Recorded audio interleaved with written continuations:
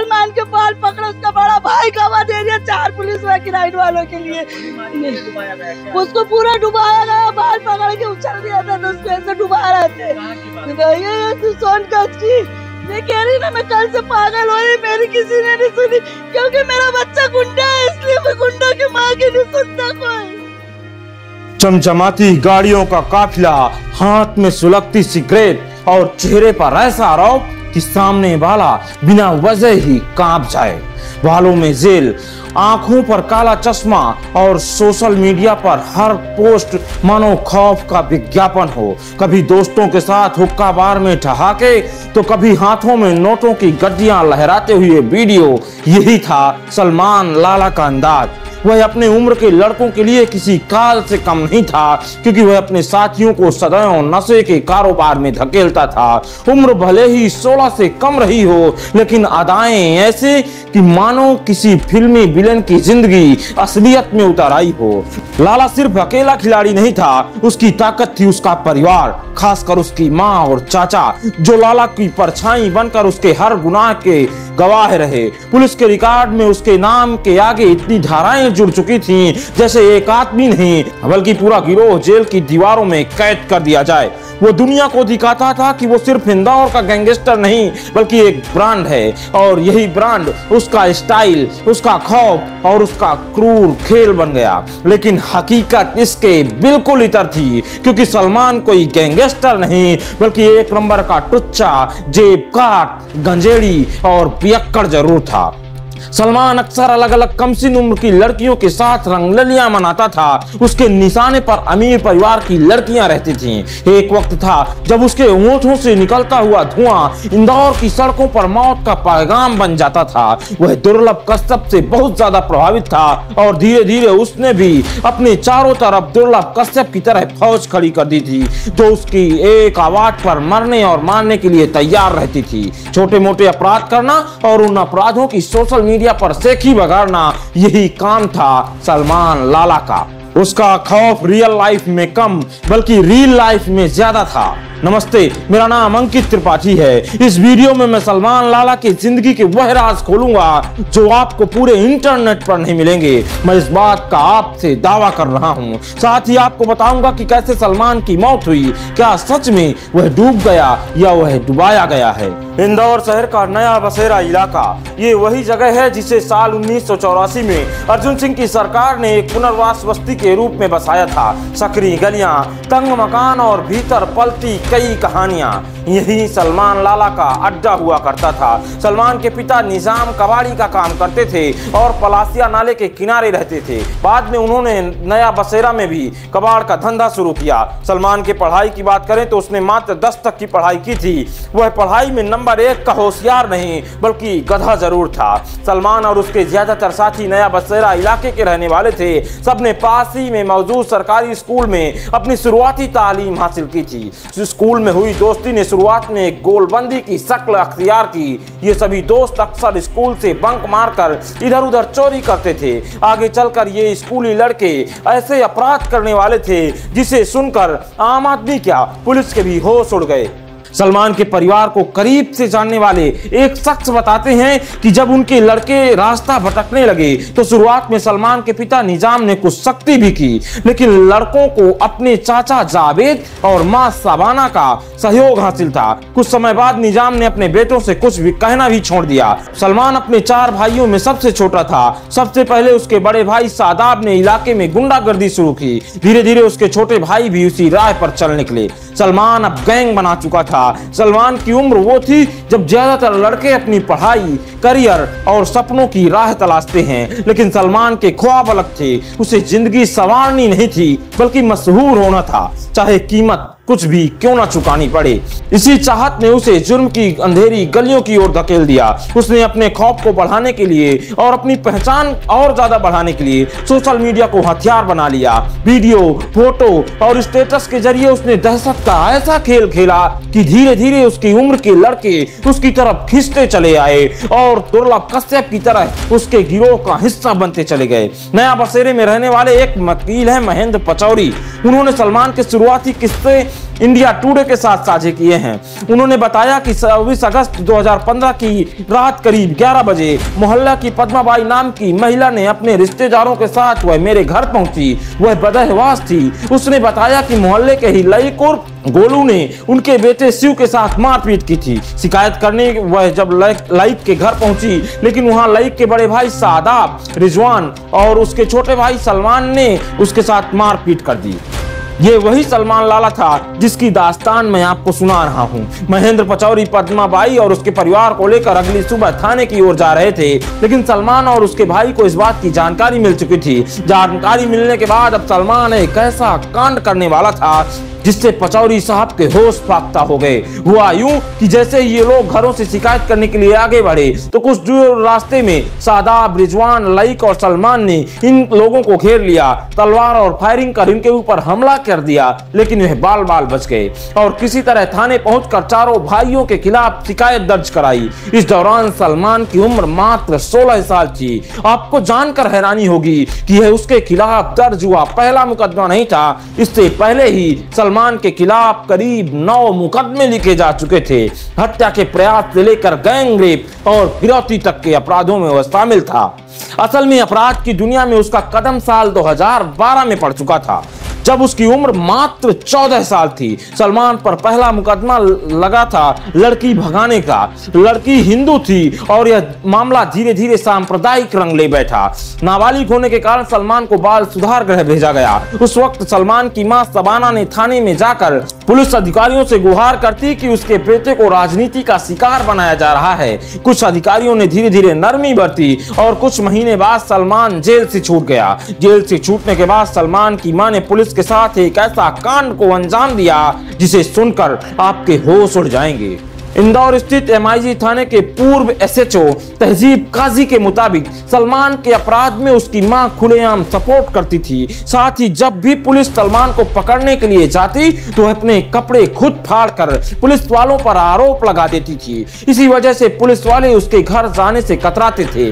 धीरे धीरे लाला का सिक्का इंदौर से नागपुर और अजमेर तक चलने लगा। फिरौती, हथियारों का कारोबार, हफ्ता वसूली, सब कुछ एकदम गैंग की तरह चल रहा था। लेकिन एक घटना ने सलमान लाला के तथाकथित साम्राज्य को हिलाकर रख दिया। दरअसल 20 जनवरी 2019 की शाम 26 साल की एक महिला इंदौर की बाजार से सामान खरीदकर अपने घर की तरफ जा रही थी। तभी स्कूटी सवार 2 लोगों ने उसके साथ चैन स्नैचिंग कर वह लोग फरार हो गए। पीड़ित महिला ने नजदीकी थाने में जाकर शिकायत दर्ज कराई। पुलिस ने CCTV फुटेज के जरिए 2 आरोपियों को पकड़ा। उनमें से एक लड़का अमीर परिवार से था जो सलमान के गैंग का हिस्सा था। पुलिस की जांच में जो बात सामने आई वह चौंकाने वाली थी, क्योंकि पता चला कि वह लड़का सलमान के गैंग में राजी खुशी से नहीं बल्कि उसकी चंगुल में फंसा हुआ था। आपको लग रहा होगा कि कैसे। दरअसल यह लड़का सोशल मीडिया के माध्यम से सलमान से मिला, उसकी गैंग ज्वाइन कर ली। कुछ महीने बाद इस लड़के का जन्मदिन आया तो सलमान ने उसका जन्मदिन बाकायदा धूमधाम से मनाया। फिर उस लड़के का एक लड़की से चक्कर चलने लगा। देखते ही देखते दोनों यानी उस लड़के और उसकी गर्लफ्रेंड के बीच शारीरिक संबंध बने। अय्याशी की जिंदगी जी रहे इस लड़के को इस बात का बिल्कुल भी अंदाजा नहीं था कि आगे चलकर सलमान उसकी जिंदगी में ऐसी तबाही मचाएगा कि वह उसे ताउम्र नहीं भूल पाएगा। हुआ यूं कि सलमान ने उस लड़के का अश्लील वीडियो बनाकर उसे ब्लैकमेल करना शुरू कर दिया। वह लड़की भी सलमान गैंग के लिए काम करती थी। लड़के ने पहले घर से पैसे चुरा कर सलमान को दिए। जब उसने घर से चोरी करने के लिए मना कर दिया तो सलमान उससे इसी तरह की वारदात करवाने लगा। इस लड़के ने चैन स्नैचिंग में स्कूटी चलाई थी। इस खुलासे के बाद सलमान के गैंग की काफी किरकिरी हुई, लेकिन थोड़ी दिनों बाद यह सब कुछ फीका पड़ने लगा। अब हालात ये हो चुके थे कि अगर कोई युवा सलमान की गैंग ज्वाइन करता था तो फेसबुक पर खुलेआम पोस्ट डाली जाती थी। उसका कैप्शन होता था, लाला की फौज में आपका स्वागत है। अब लाला का गैंग सोशल मीडिया के माध्यम से अपराध का कारोबार बड़ा कर रहा था। फेसबुक पर पोस्ट कर लोगों से पैसे की वसूली, लूटमार, रंगदारी करने के लिए गैंग के सदस्य बाकायदा अपना नंबर पोस्ट करते थे और फेसबुक से काम उठाते, फिर घटना को अंजाम देते थे। लाला के गैंग की दहशतगर्दी का कारोबार तेजी के साथ बढ़ रहा था। यह गिरोह रात में गाड़ियों के कांच फोड़कर लोगों से रंगदारी कर रहा था। फरारी के दौरान वह कई बार पब में अय्याशी करता दिखाई देता था। अब वह खुलेआम गुंडा टैक्स वसूलने लगा था। तभी एक बार फिर वह मादक पदार्थों की तस्करी के आरोप में अपने भाई सिद्धू के साथ पुलिस के हत्थे चढ़ गया। इसके बाद सलमान और उसके भाई ने जेल से भागने की एक ऐसी योजना बनाई जिसे जानकर पुलिस भी हैरान हो गई। हुआ ये कि दोनों भाई इंदौर के विजयनगर थाने में 2 दिनों से बंद थे। दोनों ने देखा कि रात के दौरान इस थाने की सुरक्षा केवल एक संतरी करता है। रात के 11 बजे सलमान ने संतरी आशीष शर्मा से कहा कि सिद्धू बेहोश हो गया है, उसके कान से खून बह रहा है, बैरक का दरवाजा खोलो, उसे इलाज के लिए ले जाओ, नहीं तो वह मर जाएगा। संतरी तुरंत उठा और दरवाजे की तरफ बढ़ा, लेकिन उसने दरवाजा नहीं खोला और झांक कर देखा तो सिद्धू लेटा हुआ था। संतरी ने बैरक का दरवाजा खोलने की बजाय टीआई को फोन कर उसके बीमार होने की जानकारी दी। कुछ ही देर में टीआई वहां मौके पर पहुंचे। उन्होंने 4 जवानों की सुरक्षा में सिद्धू को हॉस्पिटल भेजा। जांच के बाद डॉक्टरों ने कहा कि इसे कोई समस्या नहीं है। इसके बाद टीआई ने बैरक के अंदर बैठे अन्य आरोपियों से अलग अलग बुलाकर पूछताछ की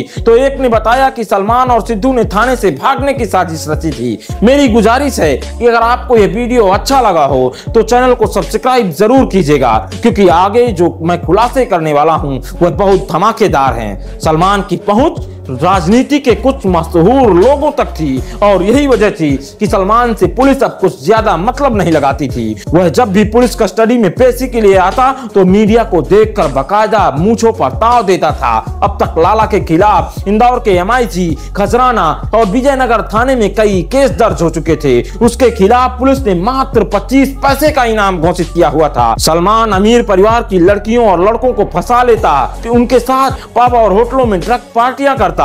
साकेत क्षेत्र में एक बिल्डर की लड़की से भी उसकी दोस्ती थी। उसने भी सलमान पर दुष्कर्म के आरोप लगाए थे। वहीं खजराना थाना पुलिस ने एक पार्लर चलाने वाली महिला की शिकायत पर लाला के खिलाफ दुष्कर्म का केस दर्ज किया था।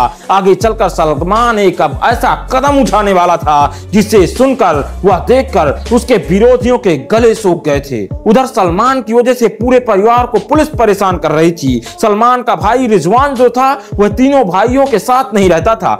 रिजवान खुद का व्यवसाय भी दुनिया की नजर में अलग बताता था। पुलिस को जानकारी मिली कि बाहरी दुनिया की नजर में रिजवान अपने भाइयों से अलग रहता है, लेकिन वह भी सलमान सहित तीनों भाइयों की अंदर खाने से मदद करता था। इसके बाद पुलिस ने रिजवान सहित उसके तीनों भाइयों को कई मामलों में अपराधी बनाया। इसी वजह से इन चारों भाइयों को कई बार जेल की हवा खानी पड़ी। इंदौर में एक महाराजा यशवंतराव होलकर अस्पताल है। 22 जनवरी 2022 की दोपहर को सलमान लाला अपने 4 साथियों के लेकर इसी अस्पताल के एम्बुलेंस स्टैंड पर पहुंचा। यहां उसने सद्दाम नाम के एम्बुलेंस ड्राइवर को धमकी दी कि अगर वह यहां अपनी निजी एम्बुलेंस चलाएगा तो जान से मार देंगे। चूंकि सलमान का शरीर इतना कुछ खास था नहीं तो सद्दाम भी उससे नहीं डरा और उसने अपने तमाम साथियों को मौके पर बुला लिया। तभी अपना दबदबा दिखाने के लिए सलमान लाला ने सद्दाम पर गोली चला दी। इस गोलीबारी में सद्दाम घायल हो गया।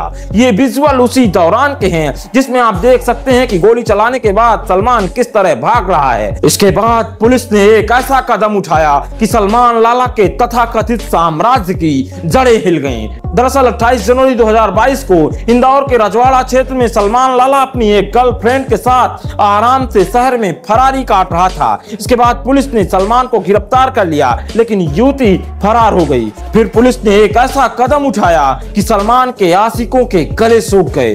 दरअसल 30 जनवरी 2022 को इंदौर पुलिस ने सलमान लाला का शहर की सड़कों पर जुलूस निकाला। पुलिस ने सलमान को जुलूस के दौरान उठक बैठक लगवाई और सलमान से बुलवाया कि अपराध करना पाप है, पुलिस हमारी बाप है। अपराध करना पाप है, पुलिस हमारी बाप है। अपराध करना पाप है, पुलिस हमारी बाप है। जो सलमान लाला पुलिस को कल तक ललकार रहा था, गीदड़ भपकी दिखा रहा था, आज वह पुलिस को अपना बाप बता रहा। सलमान लाला के इस वीडियो ने खूब सुर्खियां बटोरी थी। इसके बाद सलमान कई महीनों तक जेल में रहा। जेल से छूटने के बाद सलमान ने एक बार फिर से एक बड़ा कांड कर दिया। दरअसल सलमान पर एक फाइनेंसर की दिन दहाड़े हत्या करने के आरोप लगे। पुलिस ने आनन फानन एक बार फिर से सलमान को गिरफ्तार कर जेल में डाल दिया और परिवार के करीब 5 लोगों के घरों पर बुलडोजर चल चुके थे।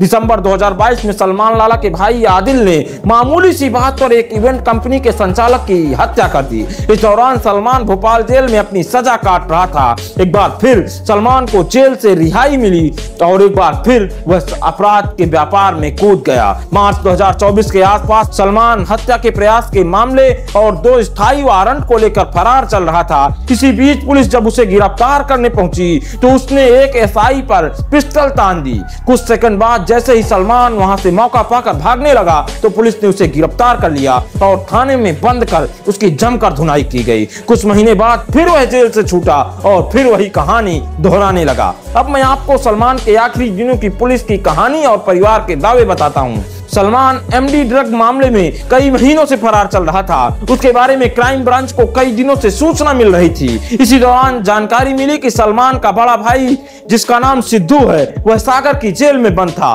उसको जमानत मिल चुकी थी। 29 अगस्त 2025 को सलमान अपने भाई को लेने स्कॉर्पियो से सागर पहुंचा। इस दौरान उसके कई दोस्त भी उसके साथ थे। भाई के जेल से बाहर आते आते रात हो चुकी थी। सलमान वहीं अपनी कार में सवार होकर उसके आने का इंतजार कर रहा था। उधर क्राइम ब्रांच की टीम भी जेल से सलमान का पीछा कर रही थी। जैसे ही भाई को जमानत मिली तो सलमान और उसका भाई कार में सवार हुए और इंदौर के लिए चल दिए। अब तक रात के करीब 2 बज चुके थे। इंदौर सीहोर हाईवे पर एक तालाब के किनारे सलमान ने पेशाब करने के लिए अपनी स्कॉर्पियो रुकवाई। पुलिस के मुताबिक कार के रुकते ही पुलिस ने के निजी वाहन से सिपाही उसे पकड़ने के लिए उतरे। यह देखकर सलमान ने अंधेरे में छलांग लगा दी और तेजी से दौड़ने लगा। सलमान लाला को 2 दिनों तक स्थानीय पुलिस तालाब और उसके आसपास तलाशती रही। पुलिस को लगा कि वह अंधेरे का फायदा उठाकर भाग गया है, लेकिन 31 अगस्त की दोपहर उसका शव पानी में तैरता हुआ ऊपर आ गया। अब मैं आपको परिजनों के दावे बताता हूँ। परिजनों ने बताया कि सीहोर टोल प्लाजा के पास पुलिस ने सलमान की कार को रुकवा लिया। इसके बाद कुछ पुलिस कर्मियों ने सलमान के अलावा उसके बड़े भाई सहित 4 लोगों को अपनी कार में बैठाया और थाने ले आए। क्राइम ब्रांच ने इन चारों को 2 पिस्टल और जिंदा कारतूसों के साथ इनकी गिरफ्तारी दिखा दी। इधर अंधेरे का फायदा उठाकर सलमान मौके से भाग निकला। पुलिस ने कुछ दूर तक उसका पीछा किया लेकिन उसे पकड़ने में नाकामयाब रही। उधर पुलिस को पीछे आते देख सलमान लगातार भाग रहा था। तभी अचानक वह एक तालाब में कूद गया, लेकिन तालाब की गहराई का अंदाजा न होने के कारण उसकी डूबने से मौत हो गई। हालांकि उसके परिजन यह भी बताते हैं कि सलमान को तैरना आता था, इसलिए उसकी डूबने से मौत कभी नहीं हो सकती। इसी बीच 31 अगस्त को ग्रामीणों ने तालाब में उसकी लाश देखी। इसके बाद छोटी खजरानी में 1 सितंबर को उसको सुपुर्दे खाक कर दिया गया। आप सलमान लाला के बारे में क्या सोचते हैं, हमें कमेंट करके जरूर बताइएगा। क्या आपको भी लगता है कि सलमान डूबा है या डुबाया गया है? अगर आपको यह वीडियो अच्छा लगा हो तो प्लीज हमारे चैनल को सब्सक्राइब जरूर कीजिएगा।